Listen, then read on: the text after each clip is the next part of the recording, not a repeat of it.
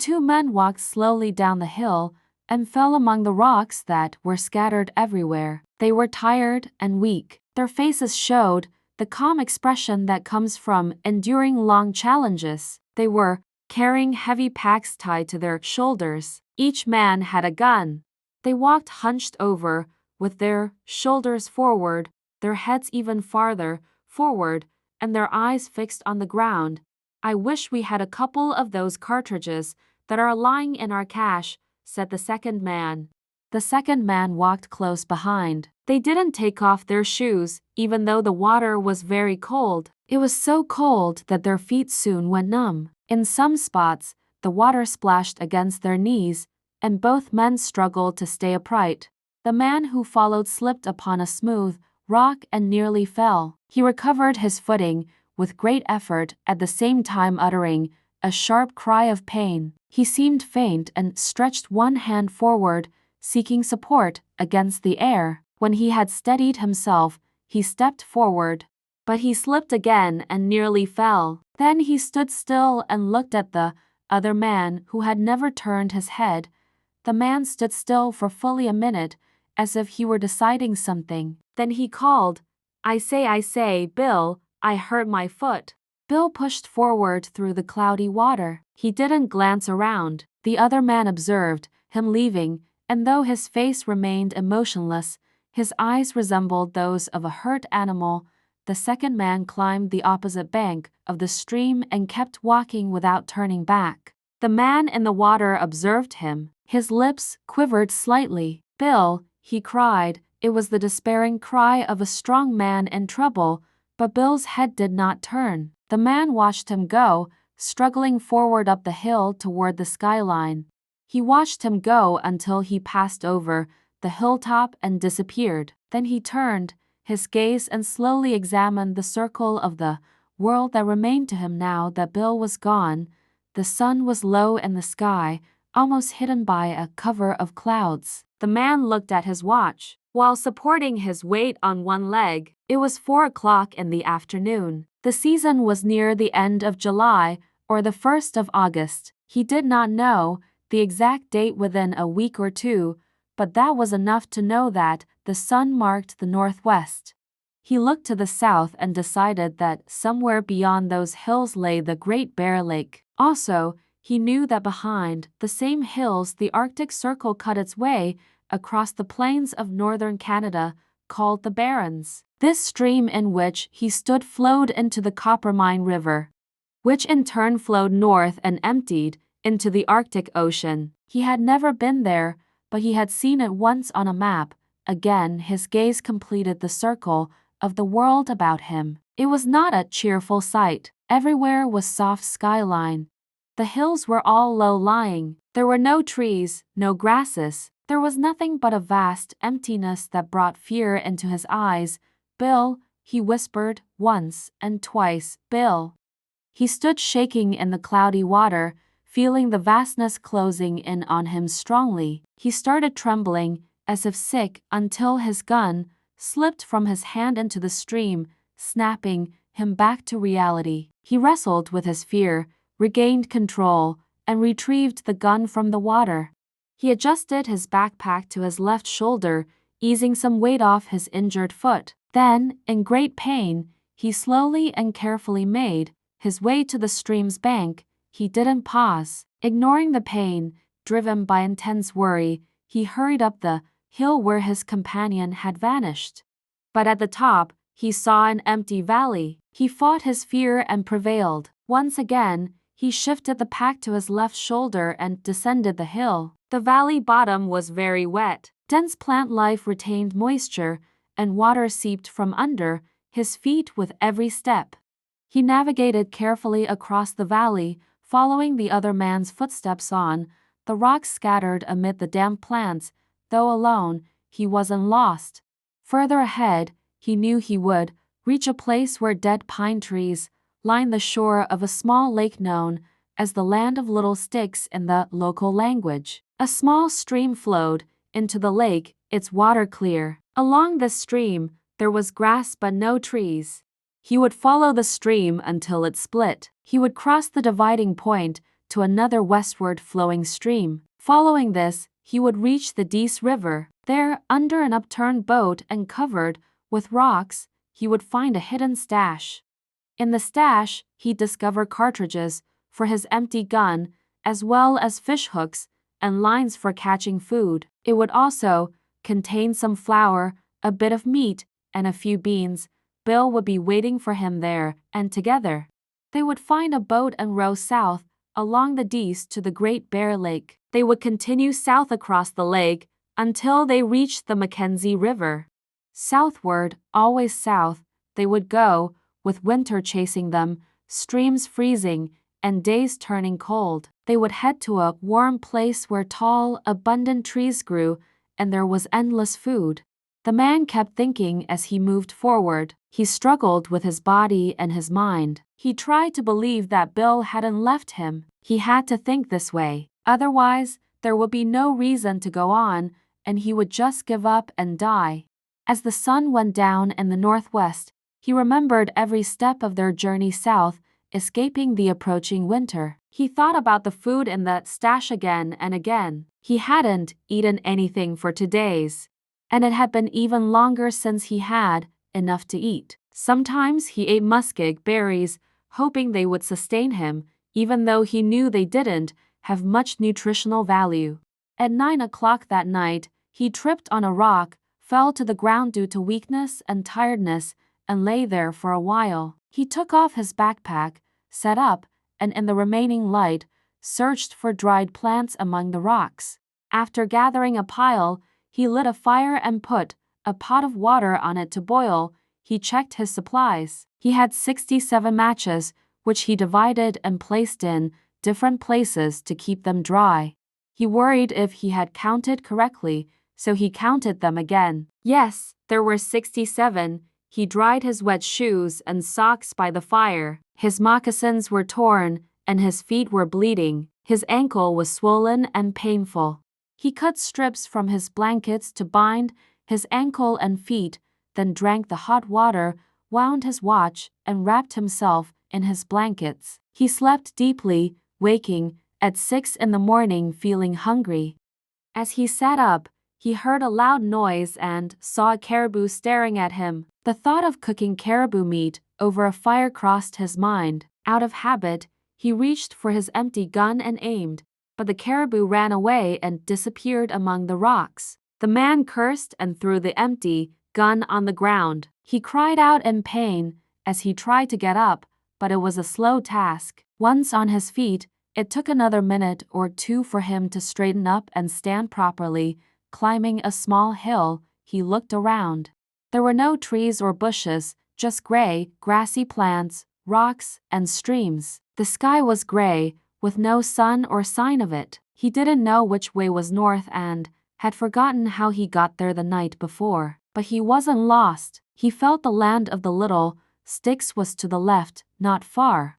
Maybe over the next hill. He returned to prepare his pack for travel. He checked his matches but didn't count them. He hesitated about a moose skin bag, eventually setting it aside and rolling the pack. He kept glancing at the moose skin bag, quickly picking it up and including it in his pack. Starting to walk left, he occasionally stopped to eat muskeg berries. His ankle was stiff, but hunger outweighed the pain. The berries didn't help. Their bitter taste made his mouth sore. In a valley, birds rose, and he tried to hit them with stones. Placing his pack down, he moved toward them like a cat after a bird. Sharp rocks cut his knees, but hunger eclipsed the pain. He moved through wet plants, becoming wet and cold, unaware of it due to his intense desire for food. Always, the birds rose before him, mocking with their cry. He cursed and shouted back at them. Once, he surprised a bird and grabbed 3 tail feathers. Watching its flight, he hated it, feeling wronged. Returning to his pack, he continued the journey. Later, he encountered more game in valleys, even caribou within shooting distance. A small black animal carrying a bird passed by, and he shouted, but it escaped. Hungry, he pursued it, cutting himself on sharp rocks and getting wet. Unmindful of the pain, he moved through wet plants, eating grass like a cow. Tired and wanting to rest, he pressed on, led more by hunger than the desire for the land of little sticks. Searching pools for food, he found only a small fish, but the mud made it hard to catch. Frustrated, he tried to empty the pool, but in the end, there was no fish. He realized too late that the fish had escaped through an opening among the stones. He sank down, crying softly and then loudly to the uncaring wasteland. He built a fire, drank hot water, and made a camp. Wet blankets, a painful ankle, but his focus remained on hunger. Dreaming of feasts, he slept restlessly.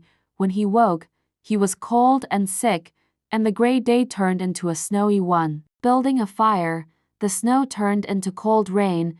Extinguishing it, this signaled him to put his pack on and move forward, not caring about the land of little sticks or the cache. Mad with hunger, he didn't notice the path he took, just moving through valleys' bottoms, searching pools for food. He found nothing. As night fell, he discovered a single small fish. Trying to catch it, he fell in, getting wet up to his shoulders. The mud made it impossible to see the fish, and he had to wait for it to settle. Despite his efforts, he couldn't catch it. Another night passed without a fire. Hungry, he pulled his blanket around him for broken sleep. The snow turned into cold rain, falling on his face as he awakened many times. Day came, and it was a gray one, without the sun. The sharpness of his hunger lessened, and there was a dull pain in his stomach. He was more in control, interested again in the land of little sticks and the cache. He used his blanket remains to bind his bleeding feet, divided the gold, and hid half among rocks. Using the strips for his feet, he kept his gun, thinking of the cartridges in the cache. On another cloudy day, hunger returned strongly. Weak and with a heavy pack, he divided the gold, pouring half on the ground. In the afternoon, he threw away the rest. Only half a blanket, a tin container, and the gun remained. A hallucination made him believe one cartridge was left in his gun, though he knew the gun was empty. The hallucination persisted. Fighting it for hours, he opened the gun, finding nothing. He struggled ahead for half an hour, and the hallucination returned. To relieve himself, he opened the gun again, confirming it was empty. At times, his mind wandered further, but hunger always brought him back. Once, in his wandering state, he was jolted back by a surprising sight: a horse. Clouded vision revealed a horse, but after rubbing his eyes, he saw a great brown bear studying him with curiosity. The man lifted his gun halfway to his shoulder before understanding. He put it down and took out his hunting knife. Before him were food and life. He ran his finger along the sharp knife's edge. He considered attacking the bear but hesitated. Fear replaced his bravery, worrying that the animal might harm him. Standing tall, gripping the knife, he stared at the bear. The bear took a few steps and stood up. If he ran, the bear would follow, but he stayed, fueled by the courage of fear. The bear moved aside with a threatening noise. The man was fearful of this strange, unafraid creature, but he stood still until the danger passed. Then, trembling, he sank to his knees on the wet grass. Regaining control, he moved forward, now afraid in a new way. It wasn't the fear of starving but of other forces like the wolves. There, howls across the wasteland made the air a real threat to him. Wolves, in twos and threes, crossed his path, but they avoided him. They weren't numerous enough to attack and were busy hunting caribou, which didn't fight back like the strange two-legged creature. In the late afternoon, he found scattered bones from a wolf kill, a young caribou an hour earlier. Studying the bones, still pink with life, he wondered if he'd look like that before the day was done.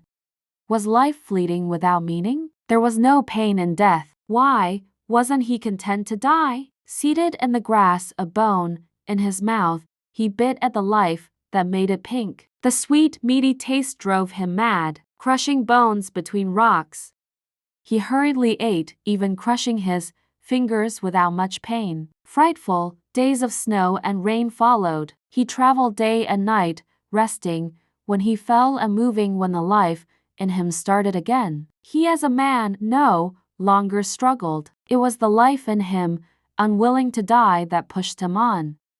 Though not suffering, his mind was filled with hallucinations and wild dreams. Still eating crushed bones, he followed a stream through a valley, unseen in his hallucinations. One morning, he woke with a clear mind, lying on a rocky surface. The sun shone bright and warm.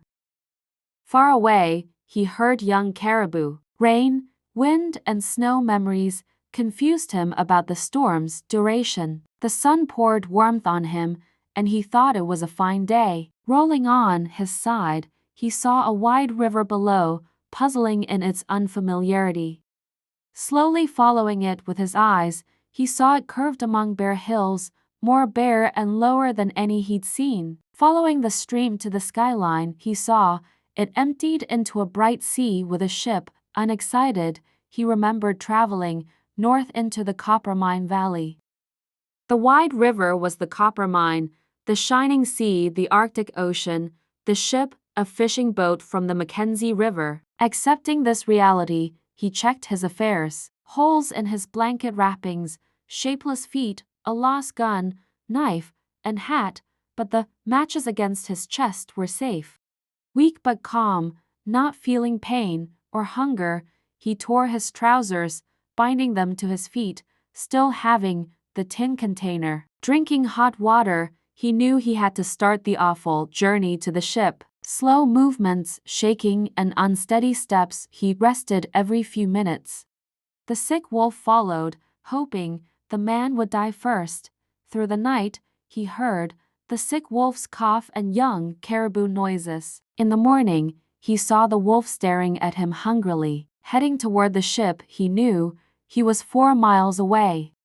Nearing it, his steps unsteady, he rested every few minutes. That night, when the sea was hidden, he knew he was nearer by no more than 4 miles. Through the night, he heard the wolf's cough and young caribou noises. Life was all around, strong and well. The sick wolf followed, hoping the man would die first. In the morning, he saw it looking at him with a hungry stare. The sun rose brightly, and the man headed toward the ship. The weather was perfect, a brief return of summer. It might continue for a week or be gone tomorrow or the next day. In the afternoon, a man found a path. It seemed to be made by another man, who moved on hands and knees. The man thought it might be Bill but didn't care much. He felt nothing, no curiosity. Emotion had left him, and he couldn't feel pain. Despite this, the life in him kept him going. He was exhausted but refused to give up. He ate muskeg berries, caught small fish, drank hot water, and watched over a sick wolf. He followed the trail of the other man. Soon, he reached the end, where there were clean bones and wolf footprints. He picked it up, although it was heavy for his weak fingers. Bill had carried it to the end. Now he would survive and take it to the ship in the shining sea. He laughed strangely, and the sick wolf howled with him. Suddenly, he stopped. How could he laugh if that were Bill? He turned away. Bill had abandoned him, but he wouldn't take the gold, nor would he eat Bill's bones, although Bill would have done so if their situations were reversed. He reached a water pool, bent over to find fish, and jerked back at the sight of his face. It was so terrible that he was briefly shocked. There were 3 fish in the pool, too big to empty. After a few failed attempts to catch them, he stopped, afraid he might fall into the water due to weakness. He also didn't trust himself to ride logs down the river. He covered 3 miles that day and 2 the next, now dragging himself like Bill. After 5 days, the ship was still 7 miles away. He could only travel a mile a day. The summer weather continued, and he moved toward the ship, always with the sick wolf coughing behind him.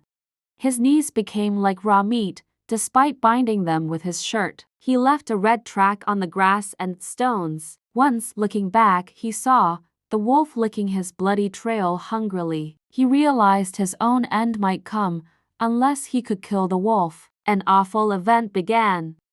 Two sick creatures dragging themselves across a wasteland, hunting each other's lives. If the wolf had been well, it wouldn't have mattered as much, but feeding that almost dead creature was repulsive. His mind wandered and hallucinations troubled him. His moments of reason grew shorter. He woke up from a light sleep by a cough near his ear. The wolf slipped and fell, amusingly due to weakness, but he couldn't laugh. He wasn't afraid either. He was too weak. Still, his mind was clear, and he thought the ship was only 4 miles away. He could see it clearly when he rubbed his eyes. He also saw a small boat's white sail on the shining sea. However, he couldn't drag himself those 4 miles. He knew that and was calm about it. He couldn't even travel another half-mile. Yet, he wanted to live. It seemed unreasonable to die after all he had been through. Fate demanded too much. Even at the brink of death, he refused to accept it. He closed his eyes, fighting the strong urge to sleep. The deadly sleepiness was like a rising sea, slowly taking over. Sometimes he felt almost lost, swimming through its waters. Then, his will would push back against it. He lay still on his back. The sound of the sick wolf's breathing came closer. It reached his ear, and the dry tongue moved across his face. His hands struck out, will to do so. They closed on empty air. Quickness required strength which he lacked. The wolf's quiet waiting was terrible. The man's waiting was just as awful. For half a day, he lay without moving, resisting sleep. He waited for the thing that would feed on him, the thing he wanted to feed on. Sometimes the sea of sleep rose, and he dreamed, but he always waited for the breath and tongue. This time, he didn't hear the breath. He woke from a dream to feel the wolf's tongue on his hand. The teeth pressed softly, then more firmly. The wolf used its last strength to bite into the food it had waited for. The man had also waited long. His hand closed on the wolf's mouth.